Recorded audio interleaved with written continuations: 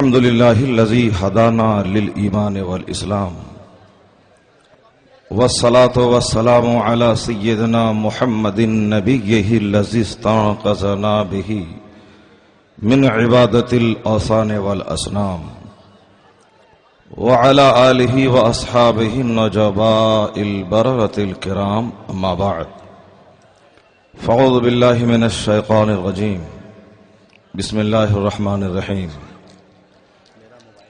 اليوم أكملت لكم دينكم وأتممت عليكم نعمتي ورضيت لكم الإسلام دينا آمنت بالله صدق الله العظيم وصدق رسوله النبي الكريم ونحن على ذلك لمن الشاهدين والشاكرين والحمد لله رب العالمين. اسٹیج پر جلوہ فرما معزز علماء اہل سنت، دور و نزدیک سے آئے ہوئے محترم سامعین و حاضرین، السلام علیکم ورحمۃ اللہ وبرکاتہ.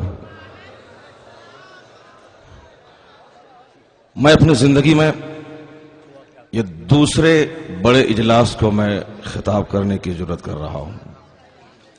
ایک پہلا جلسہ آج سے 2 سال قبل حضور تاج الشریعہ کی آمد کی خبر پر ایک بہت بڑا جلسہ منعقد ہوا تھا کشن گنج، جو پورنیہ کا سرحدی علاقہ ہے، لیکن اتفاق سے حضرت وہاں تشریف نہیں لے جا سکے تھے، مگر اس سے بھی بڑا جلسہ تھا وہ.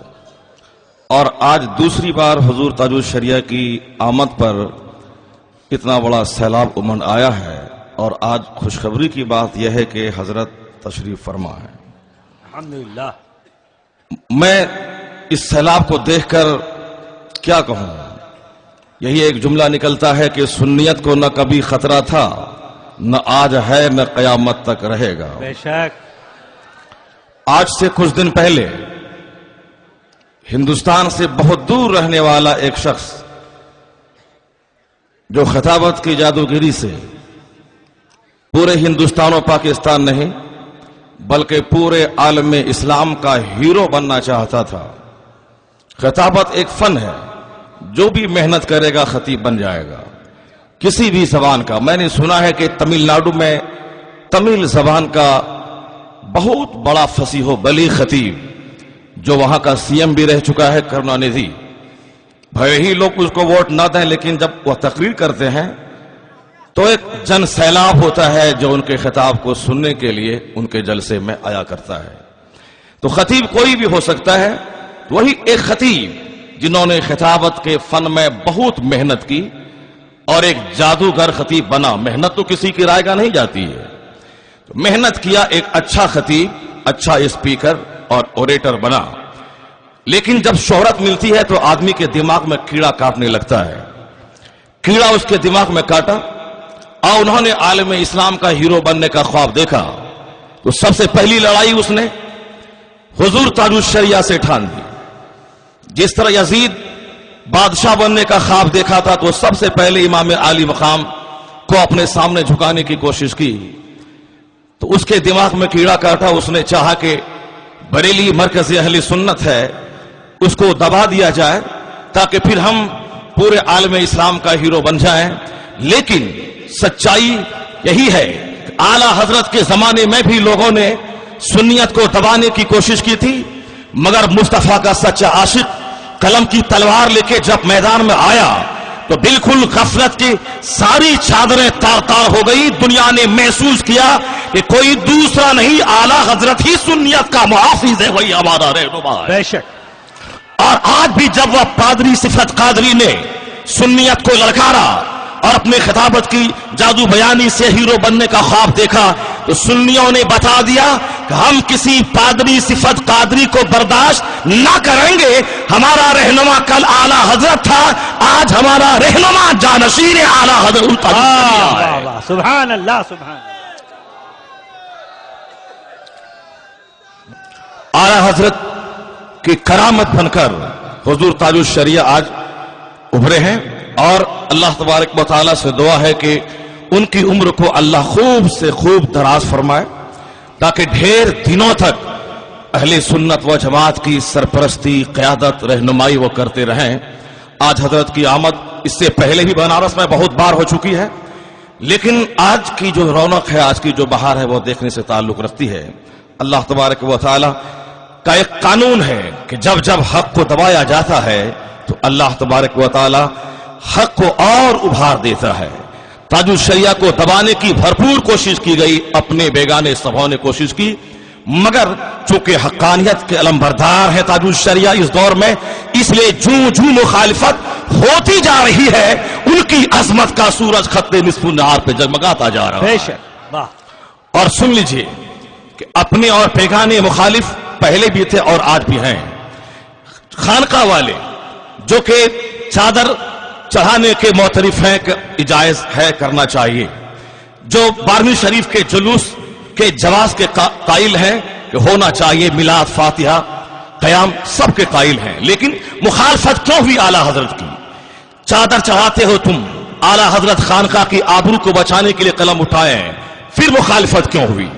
خانقاہ والے کچھ لوگ مخالفت میں آگے بڑھے، ایک طرف وہابی، قادیانی، اعلیٰ حضرت کے مخالف، اور پھر کنٹمپریری ایجوکیشن اور نالج کے علمبردار، یعنی عصری علوم و فنون کے چند علمبردار، مسلم یونیورسٹی کے چند فارغ، ان لوگوں نے اعلیٰ حضرت کو دقیانوسی، ٹریڈیشنسٹ اور ضدی اور جھگڑالو کہا کہ انہوں نے بھی دبانے کی کوشش کی۔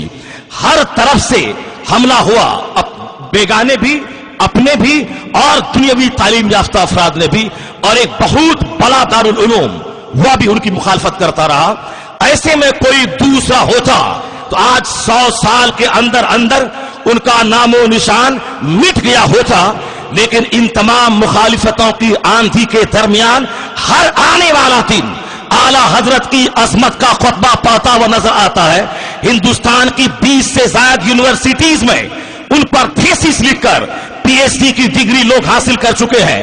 امریکہ کی Berkeley university, Holland university, Oxford اور کیمبرج میں ان پہ ریسرچ کا جو ماحول آج دنیا میں بنا ہے، یہ اس بات کی دلیل ہے جو اللہ کے رسول کی عظمت پہ قلم چلاتا ہے اور اپنا سب کچھ ان کے قدموں پہ نچھاور کر دیتا ہے تو اللہ اس کے نام کو دبنے نہیں دیتا ہے، مخالفتوں کے بیچ میں ان کو آسمان سے بھی زیادہ شہرت عطا فرما دیتا ہے۔ بے شک، سبحان اللہ، سبحان اللہ، نعرہ آج بھی چند لوگوں نے حضور تاج الشریعہ کو، کسی نے ان کو نابینا کہہ کر، کسی نے ان کی آنکھ، جبکہ بیماری، کوئی بھی بیمار ہو سکتا ہے، اور آقا دو جہاں نے بیماری کی فضیلت بیان کرتے فرمایا ہے، یہاں تک کہ ایک کانٹا بھی کسی مرد مومن کو چبھ جائے اس کے بدلے میں اللہ اس کے گناہوں کو معاف فرما دیتا ہے۔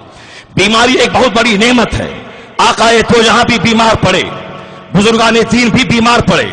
صدیق اکبر رضی اللہ تعالیٰ عنہ کے دانت میں درد تھا، کئی سال تک اس کو آپ نے چھپا کے رکھا۔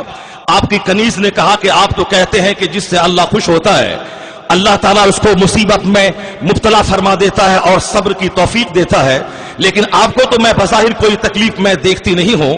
کہا کہ میرے بھی دانت میں خطرناک درد ہوتا ہے، مگر میں اس درد کا اظہار نہیں کرتا ہوں، درد سب کو ہوتا ہے۔ حضور تاج الشریعہ کو بھی مختلف امراض نے حملہ کیا، اللہ نے صبر کی توفیق دی ان کے درجات کو اور اللہ نے بڑھاتا چلا گیا، لیکن چند ایسے لوگ جن کے دماغ میں کیڑا کاٹا، ان کی بیماری کو لے کر حملہ کیا، آج وہ کہاں ہے؟ وہ اپنا دامن جھانک کے دیکھے، اور تاج الشریعہ کا قدم جس خطے جس آبادی میں پڑ جاتا ہے، قدم پڑتا ہے، سالوں سال رحمتوں کی بارش ہوتی رہتی ہے۔ بے شک، واہ واہ،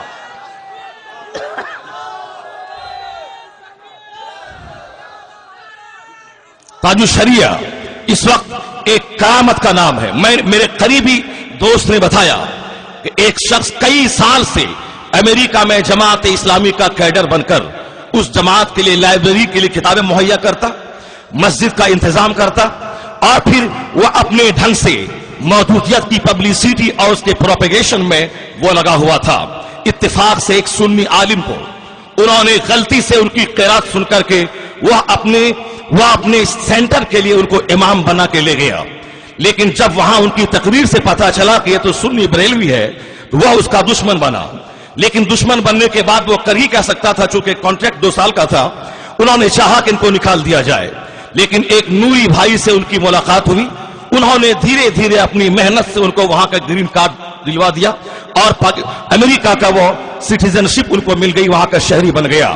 اور پھر وہاں سے نکلنے کے بعد الگ سے انہوں نے ادارہ قائم کیا، لیکن جس نے ان کے ساتھ دشمنی کی تھی ان سے بذریعہ فون انہوں نے رابطہ بنا کے رکھا، اور دھیرے دھیرے اس جماعت کی خرابیوں کو انہوں نے سافٹنیس سے، نرمی سے، سافٹلی اس کو بتاتا رہا، یہاں تک کہ تاج الشریعہ اسی دوران امریکہ کے تبلیغی دورے پر پہنچے، اور انہوں نے اس اسلامک سینٹر کے جو بہت دنوں سے کیڈر رہے تھے ان کو تاج الشریعہ سے ملنے کا شوق دلایا۔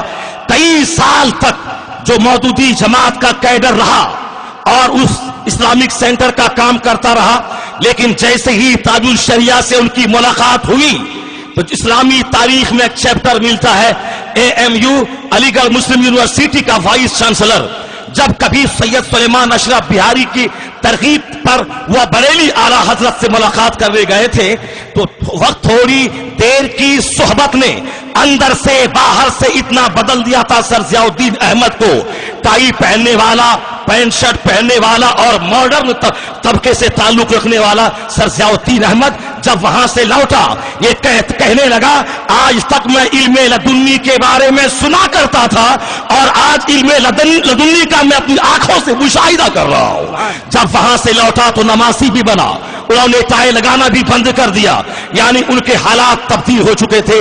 وہی حال ڈاکٹر خورشید کا ہوا، تو جماعت اسلامی کا کیڈر جیسے ہی جانشین اعلیٰ حضرت تاج الشریعہ پہ ان کی نظر پڑی، ان کی میٹھی گفتگو سماعت کی، 23 سال کا مودودی جماعت کا کیڈر وہ توبہ کر کے ان کا مرید ہو گیا۔ یہ اس بات کی دلیل ہے کہ تاج الشریعہ اس دور میں اسلام اور سنیت کی وہ نمائندگی کر رہے ہیں، جو بھی محبت سے ان کے قریب کوئی گمراہ چلا جائے اسے بھی اللہ اس کے ذریعہ ہدایت عطا فرما دیتا ہے۔ تاج الشریعہ اللہ تبارک و تعالیٰ ان کے اقبال کو بلند فرمائے، وہ ایک خاموش بھولے بھالے سیدھے سادے قطب وقت کا نام ہے۔ سرکار غوث اعظم رضی اللہ تعالیٰ عنہ قطب الارشاد کے منصب پر فائز تھے، اور ایک قطب کا کام ہے تقریر کرنا، کتاب لکھنا اور درس و تدریس کے ذریعہ مذہب اسلام کی خدمت کرنا۔ سرکار غوث اعظم کتاب بھی لکھتے تھے، درسگاہ میں پڑھاتے بھی تھے، اور پھر خطاب کے ذریعہ دین کی خدمت کرتے تھے۔ آج اگر کچھ لوگ بولیں کہ صاحب پیر صاحب خطاب نہیں کرتے ہیں، وہ سرکار غوث اعظم کی زندگی کا مطالعہ فرمائے۔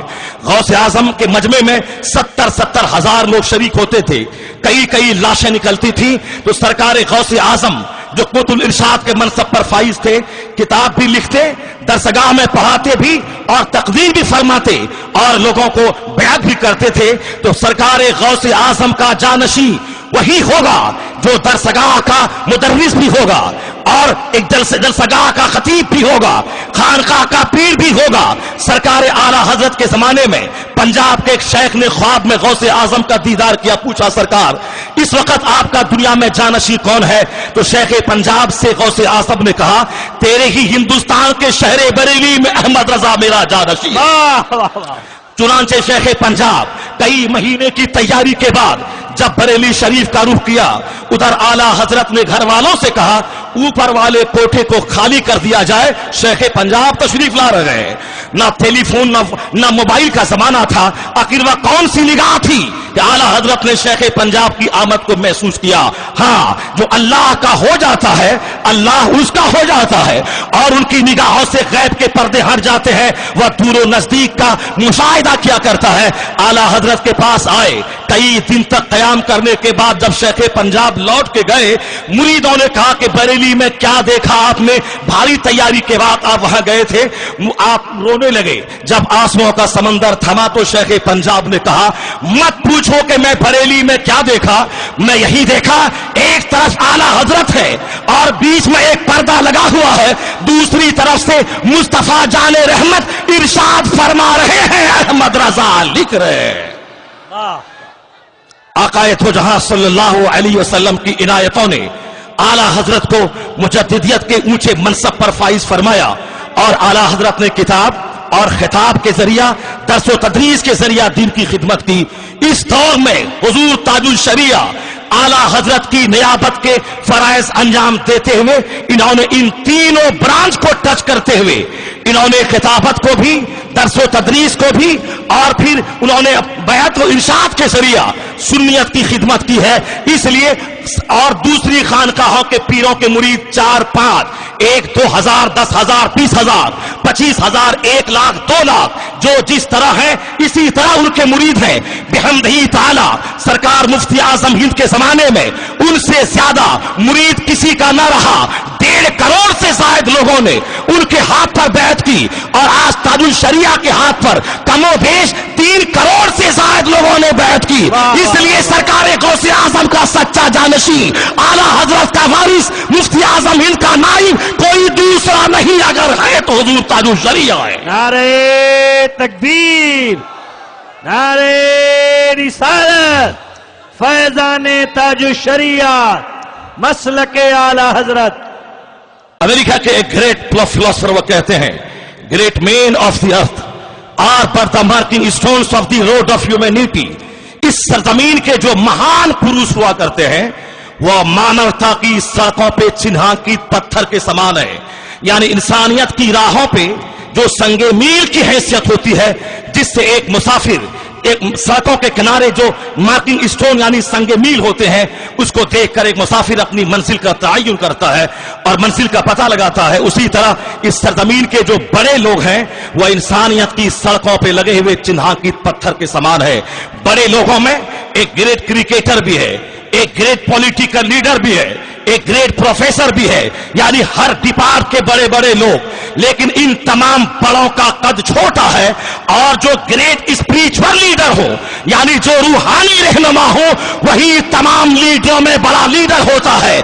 इसलिए जब मुकाबला होता है आकाए तो जहां से कंपैरिजन जब लोग करते हैं, उसने इस्लाम की रहनुमाई की, इस्लाम के प्रॉफिट हुए, तो न्यूटन ने साइंस की दुनिया में एक बड़ा कारनामा अंजाम दिया।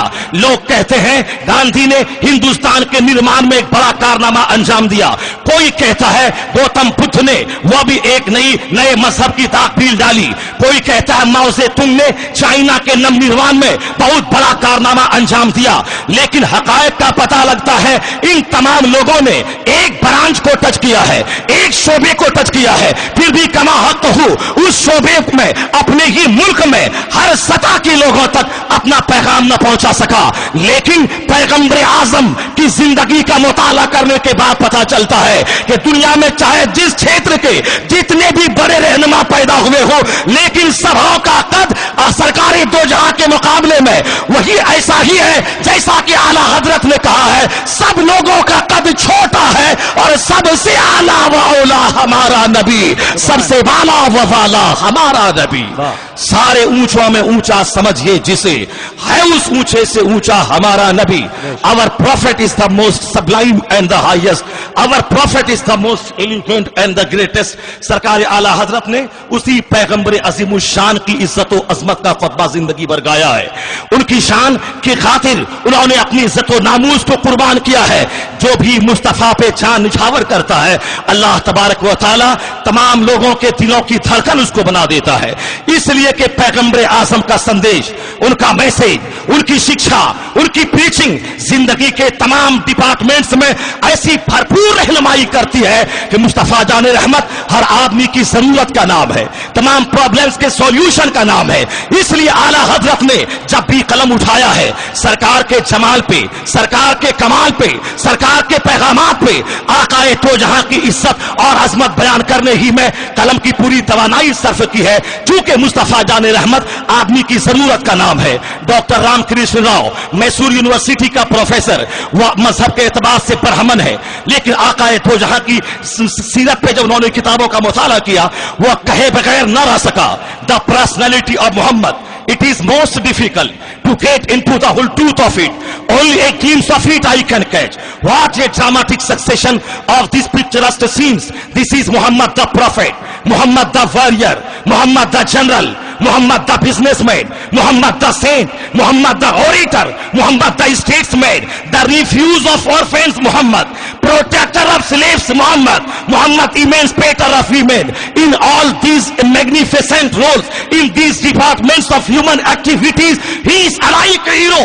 Dr. Ramkrishna ने अपने हिसाब से कहा कि पैगंबर आजम की अजमत की तह में उतरना ये बहुत मुश्किल है. हम उनके कमालात का एक चैप्टर खोलते हैं, वो खत्म नहीं होने पाता. उनकी क्वालिटीज का दूसरा बाब सामने आ जाता है. हम उसकी स्टडी में लग जाते हैं, वो खत्म नहीं होने पाता. उनकी खूबियों का तीसरा बाब सामने आता है, हम उसके मुताले में लग जाते हैं, वो अभी फुलफिलमेंट को नहीं पहुंचता. उनके कमालात का चौथा बाब सामने आ जाता है. वो कहता है ये मुस्तफा है, मुजाहिद है मुस्तफा, मुजाहिद है मुस्तफा, खतीब है मुस्तफा, मुअल्लिम है मुस्तफा, मसीहा है मुस्तफा, औरतों की आबरू के मुहाफिज है मुस्तफा, यतीमों की पनाहगाह है मुस्तफा, बेवाओं के रक्षक है मुस्तफा, इंसानियत को गुलामी की जंजीर से आजादी दिलाने वाले हैं मुस्तफा. इंसानी जिंदगी के तमाम शोबे में उनका कारनामा देख कर कहना पड़ता है एक अबकरी लाजवाब शख्सियत का नाम है मोहम्मद मुस्तफा सल्लल्लाहु अलैहि वसल्लम. वाह. इसलिए सरकार आला हजरत फरमाते हैं सारे ऊंचों में ऊंचा समझिए जिसे है उस ऊंचे से ऊंचा हमारा नबी. सारे अच्छों में अच्छा समझिए जिसे है उस अच्छे से अच्छा हमारा नबी. उस पैगंबर आजम की टीचिंग्स को आम किया जाएगा. उन्होंने जो कुछ दुनिया के अमराज के की शिफा के लिए जो उन्होंने मेथड्स, जो मेडिसिन, जो फार्मूलाज दिया है, उस फार्मूलाज को आम करना होगा. और सुन्नी कहते ही उसे है जो नबी से मोहब्बत करे और नबी की तालीमात को आम करे. नबी से मोहब्बत का दावा बहुत लोग करते हैं मगर उनका दामन गुस्ताखी से तरबतर है. इसलिए इस्लाम के साथ न कोई वहाबियत चलेगी, न कोई कादियानत चलेगी. इस्लाम के साथ और कोई दूसरा इस्म ना चलेगा. इस्लाम के साथ जो इस्म फिट है और जो इस्लाम के साथ मुनासिब है और जो इस्लाम की क़यादत करती है जो जमात, जो इस्म, उसी का नाम सुन्नियत है. इसलिए इस्लाम और सुन्नियत जहां भी है उसी का दूसरा नाम है मसलक आला हजरत. उससे मजबूती से दामन वाबस्ता रहे, बेड़ा पार हो जाएगा. सुभान अल्लाह. इस्लाम और सुन्नियत, और इस्लाम और सुन्नियत का मतलब है पैगंबर आजम का चर्चा करना, उनसे मोहब्बत करना, उनकी ताज़ीम और तौकीर के लिए जान छिड़कना और आखिर सांस तक आकाए दो जहां को अपना रहनुमा मानते हुए मोहब्बत की छांव में उनकी सुन्नतों की पैरवी करना. अब आइए मैं कहना चाहता हूं आकाए दो जहां का फॉर्मूला इस मजहब बेजारी के जमाने में भी इंसान की जरूरत का नाम है. इस्लाम चूंकि फाइनल मजहब है, इसके अलावा कयामत तक कोई दूसरा मजहब न आएगा. और इस्लाम में न कोई शॉर्ट कमिंग, न कोई कमी, न कोई डिमेरिट्स, न कोई डाउट्स, न कोई सस्पिशन और न कोई फॉल्ट है. भले ही आदमी को समझ में ना आए, लेकिन जैसे जैसे दुनिया तरक्की करती जाएगी पैगंबर आजम की तालीमात की खुशबू से लोग मुअत्तर होते जाएंगे. फॉर एग्जाम्पल आज दुनिया को डेवलपमेंट का नाम दिया जाता है कि दुनिया ने डेवलप किया है, दुनिया ने तरक्की की है. मगर ये कौन सा डेवलपमेंट है? अमेरिका, यूरोप हमारे इंडिया से 100 साल पहले डेवलप कर चुका है. वहां के गरीब के दरवाजे पर 50 लाख की मर्सिडीज कार पड़ी हुई है. वहां के लोग 110 मंजिला मकान में वो आराम करते हैं. उनके पास मादियत की फरावानी है, उनके पास तमाम इंटीरियर डेकोरेशंस के सारे सामान मौजूद है. लेकिन मादियत की फरावानी ने अमेरिका से सुकून और चैन को छीन लिया है. आए दिन अखबार में खबरें मिलती है अमेरिका का एक डॉक्टर अपनी बीवी और अपने 2 बच्चों समेत सुसाइड करके जान दे दिया. आए दिन अखबार में खबरें मिलती है लंदन का एक इंजीनियर वह 10 मंजिला मकान से छलांग लगा के वो जान दे दिया. आखिर वहां के दानिश्वर परेशान है. मैंने तो फार्मूला बनाया था, दौलत कमाओ, इज्जत पाओ, दौलत कमाओ, राहत और चैन के साथ जिंदगी गुजारो. लेकिन दौलतें आ गई, सोफा गद्दा आ गया, कालीन बिछ गए, 1 करोड़ की कार आ गई, सारा सामान आ गया, मगर चेहरा उदास है, दिल वीरान है. आदमी की जिंदगी उजड़ी सी लगती है. हर आदमी तन्हाई के एहसास में जी रहा है. यानी एक आदमी पड़ोस में उसका घर है मगर सालों साल दूसरे से मुलाकात नहीं होती. 10 महीना काम, 2 महीने टूर पे वह निकलेंगे. 2 महीने तक अमेरिका यूरोप के लोग टूर करने आए, कभी लाल किला के सामने, कभी कुतुब मीनार के सामने, कभी बंबई के समंदर के किनारे, कभी गोवा में समंदरी इलाके में नजर आते हैं. 2 महीने तक छुट्टी, 10 महीने तक काम, ताकि टेंशन भूल जाए. लेकिन यहां से लौटने के बाद उनसे पूछा जाए کیا ٹینشن تمہارا ختم ہو گیا ہے؟ ان کا کہنا ہے جب تک گھومتا ہو موج مستی رہتی ہے، تناؤ تھوڑا کم رہتا ہے، مگر کام پہ واپس آنے کے بعد وہی کشیدگی رہتی ہے، وہی ٹینشن کا ماحول رہتا ہے۔ اب وہاں کے دانشور کہتے ہیں یہ میٹیریل ڈیولپمنٹ نے ہماری اسپرچویلٹی کو چھین لیا ہے، ہماری روحانیت کو چھین لیا ہے، آخر ان خودکشی کے رجحانات کو کیسے روکا جائے؟ کون سا ایسا فارمولا اپنایا جائے تاکہ سوسائڈ کے رجحانات کم ہو جائے، اجڑا ہوا سماج آبادی کا منہ دیکھ سکے، یا دل جو سکون سے محروم ہے اسے قرار کی دولت دیا جا سکے؟ ایسے میں نہ کوئی نیوٹن کا فارمولا، نہ آئنسٹائن کا فارمولا، نہ ماؤ زیتونگ کا فارمولا، نہ مسولینی کا فارمولا کام آتا ہے۔ اسلام آواز دیتا ہے اے روحانیت سے محروم انسان، سکون کی تلاش میں تم نے اپنا فارمولا آزمایا مگر دل کو قرار نہ مل سکا، چہرہ روکھا ہے، پھیکا ہے، دل ویران ہے۔ اگر سکون چاہیے اس دل کو تو دل کی خوراک دے دو، دل کی غذا دے دو، اس لیے کہ سکون کا تعلق دل سے ہے، اور دل کو آرام نہ گدا سے، نہ صوفہ سے، نہ قالین سے، نہ مرسیڈیز کار سے ملتا ہے۔ دل کو آرام کس سے ملتا ہے؟ پیغمبر اعظم کا فارمولا ہے الا بذکر اللہ تطمئن القلوب، دلوں کو آرام اللہ کی یاد، اللہ کے ذکر سے ملتا ہے۔ یہ فارمولا امریکہ یورپ میں نافذ کر دیا جائے، وہاں کے لوگوں کو سکون مل جائے گا، قرار مل جائے گا، بے چینی کی آگ بجھ جائے گی۔ یہی وجہ ہے کہ ہر آئے دن اسلام لانے والوں کی تعداد میں اضافہ ہو رہا ہے۔ وہاں کا کوئی جاہل طبقہ نہیں، پڑھا لکھا اسکالر، سائنسداں، اور وہاں کا بہت بڑا دانشور طبقہ اسلام کے قریب آتا جا رہا ہے۔ جارج برنارڈ شاہ نے اسی تصور کو دماغ میں رکھتے ہوئے کہا تھا he must be called the saviour of humanity if a man like him were to assume the dictatorship of the modern world he would succeed in solving its problems as much needed peace and happiness۔ یعنی Bernard شاہ نے کہا تھا کہ آقائے دو جہاں صلی اللہ علیہ وسلم اپنے حساب سے ہی، یعنی محمد دا پروفیٹ آف اسلام، اسلام کے پیغمبر صرف مسلمانوں کے رہنما کا نام نہیں، وہ تو انسانیت کے محافظ کا نام ہے، مانوتا کے مسیحا کا نام ہے۔ اگر ان کا سندیش اس زمین پہ نافذ کر دیا جائے، اگر کوئی اس پہ کے لیے اٹھے، he must succeed in solving its problems, وہ ضرور دنیا کے مسائل کو حل کرنے میں کامیاب ہو جائے گا۔ اس لیے انسانیت کے سب سے بڑے رہنما کا نام پیغمبر اعظم صلی اللہ علیہ وسلم ہے۔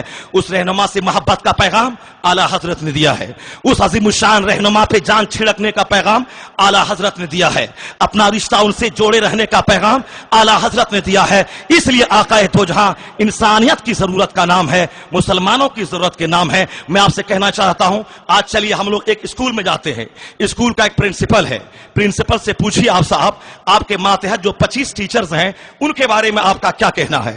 وہ پرنسپل صاحب بولتے ہیں ہیڈ ماسٹر صاحب یہ سب کے سب کام چور لوگ ہیں، 10 بجے آنا چاہیے، 4 بجے اسکول چھوڑنا چاہیے، یہ آتے ہیں یہ لوگ 11 بجے، جاتے ہیں اسکول سے 3 بجے، کام چور ہیں اور حرام خور بھی ہیں۔ اب ان کے ماتحت ٹیچروں سے پوچھئے کہ تمہارے ہیڈ ماسٹر کا کیا حال ہے، وہ بولیں گے یہ ہمارے ہیڈ ماسٹر صاحب آتے ہیں 12 بجے اور جاتے ہیں 2 بجے، یا صرف 2 گھنٹہ رہتے ہیں اسکول میں، اور ہم سب سے زیادہ یہ تنخواہ بھی پاتے ہیں، اور پھر اسکول میں پوشاک فنڈ کا پیسہ یہ کھاتے ہیں، بھون نرمان کا پیسہ یہ کھاتے ہیں، اور صاحب کھچڑی کا پیسہ، مدھیان بھوجن کا پیسہ یہ کھاتے ہیں۔ تنخواہ ان کی 40,000 روپے ماہانہ ہے، مگر دیکھتے ہیں 25 لاکھ کی کار پہ چل رہا ہے۔ یہ پیسے آتے کہاں سے ہیں؟ اسکول کا سارا پیسہ یہ کھائیں، یہ خود حرام خور ہے اور ہم کو بولتا ہے کہ صاحب یہ لوگ کام چور ہیں۔ آپ چلیے ایک مدرسے میں 4-5 ٹیچر ہیں، سب اپنی اپنی درسگاہوں میں، کوئی کسی سے کم نہیں، میں کیوں ان کے پاس جاؤں؟ سب کا الگ الگ خیمہ ہے، کوئی کسی سے کم نہیں۔ وہ مدرسہ جہاں سے تقوی و پرہیزگاری، اخلاق کی بلندی، حلم و بردباری اور اخلاق کا پیغام دنیا میں عام ہوتا تھا۔ یونیورسٹیز اور اسکول جس درسگاہ کی رونق کو دیکھ کر کے آشاش کرتے تھے، وہاں کا ماحول اس پہ قربان ہونا چاہتا تھا، لیکن آج مدرسہ ویران ہوا، غرور نے کھا گیا ہے، سب کا الگ الگ خیمہ ہے، کوئی کسی سے کم نہیں ہے، اور جس کے پاس بیٹھے دوسروں کی شکایت، دوسروں کی غیبت۔ ایک مسجد کا امام، ایک مؤذن سے پوچھے یہ امام سے اچھی قرات تو میں کر لیتا دیتا ہوں. امام صاحب سے پوچھے مؤذن کیسا ہے, بولے گا بودو قسم کا آدمی ہے اور یہ متولی کی چاپلوسی کر کے یہاں رہ رہا ہے, ورنہ نہ آزان دینا آتا ہے نہ صاحب کے اور کوئی ڈھنگ اس کو ہے. ہر جگہوں پہ ایک بیوی سے پوچھے آپ کے شوہر کیسے ہے, بیوی بولتی ہے یہ ہماری مجبوری ہے کہ میں شوہر کے ساتھ رہ رہی ہوں, ورنہ اس ایسا ظالم شوہر میں نے کہیں نہیں دیکھا. شوہر سے پوچھے آپ کی بیوی کیسی ہے, شوہر بولتا ہے بچے پیدا ہو گئے ہیں, یہ ہماری مجبوری ہے ان کے ساتھ رہنا, لیکن ایسی ضدی اور چڑیل قسم کی عورت میں نے کہیں نہیں دیکھا. محبت اور خلوص کا فقدان ہے. ہر جگہوں پہ جب زبان کھلتی ہے غیبت اور شکایت. ایک سماج کا leader M L A M P بن کے گیا, ایک بار اتفاق سے ہار گیا, وہ ہم کو گالی دیتا ہے ہماری قوم نے مجھ کو دھوکہ دیا, یہ دھوکے باز قسم کے لوگ ہیں. وہ جانے کے بعد جائے چاہے وہ شراب پیے یا اپنے کوٹھے میں اپنے پارلیمنٹ میں سے جو اس کو ہاؤس ملا ہے اس میں عیاشی کریں, اس سے مطلب نہیں, وہ گالی ہم کو دیتے ہیں. وہ میں کہتا ہوں رعایا کے نزدیک رائی کی قدر نہیں, رائی کے نزدیک رعایا کی قدر نہیں. پوری دنیا میں انتشار کا ماحول برپا ہے, اس کا علاج ہے کس کے پاس؟ ہندوستان کا پردھان منتری راجیو گاندھی جی نے کہا تھا کہ ہم یہاں سے 100 روپے بھیجتے ہیں تو میرا آخری شہری کے پاس صرف 16 روپے پہنچتا ہے. یہ سارے روپے کہاں چلے جاتے ہیں؟ بھارت کا پردھان منتری, اور ان کو اس بات کی شکایت ہے کہ ہمارے جتنے عملے ہیں یہ سب کے سب رشوت خوری کرتے ہیں. پردھان منتری کے ہاتھ میں دم نہیں وہ اس سخت قانون نافذ کر کے اس کو روک سکے. میں کہنا چاہتا ہوں ہر جگہوں پہ انتشار کی آگ ہے, سب کے دماغ میں غصے کی آگ بھڑک رہی ہے اور سب کے دماغ میں غرور کی آگ لگی ہوئی ہے اور کوئی کسی سے کم نہیں رہنا چاہتا. ایسے ماحول اس میں اس انتشار کو دور کرنے کا فارمولا نہ کسی سی ایم کے پاس, نہ کسی ڈی ایم کے پاس, نہ کسی بڑے اسکالر کے پاس, نہ کسی سائنٹسٹ کے پاس, نہ کسی ویگیانک کے پاس ہے. اگر اس انتشار کو دور کرنا ہے ایک سادہ اور سمپل سا فارمولا ہے پیغمبر اعظم کا, کلکم رائن و کلکم مسئول, تم میں سے ہر کوئی ذمہ دار ہے. جو ان کے ماتحت وہ لوگ ہیں اس کے بارے میں سوال کیا جائے گا, ایک شوہر سے بیوی کے بارے میں, ایک والدین سے اولاد کے بارے میں, یعنی ہر کوئی اپنی ذمہ داری کو نبھائے. یہ انتشار کی آگ بجھ جائے گی, امن و شانتی کی بہار قائم ہو جائے گی. ہر آدمی اپنی ذمہ داری کا احساس کرے. شوہر یہ نہ دیکھے میری بیوی کیسی ہے. پیغمبر اعظم نے مجھ سے کہا ہے کہ تم میں سب سے بہتر وہ ہے جو اپنی بیوی کے لیے بہتر ہو. بیوی نہ دیکھے کہ میرا شوہر ظالم ہے.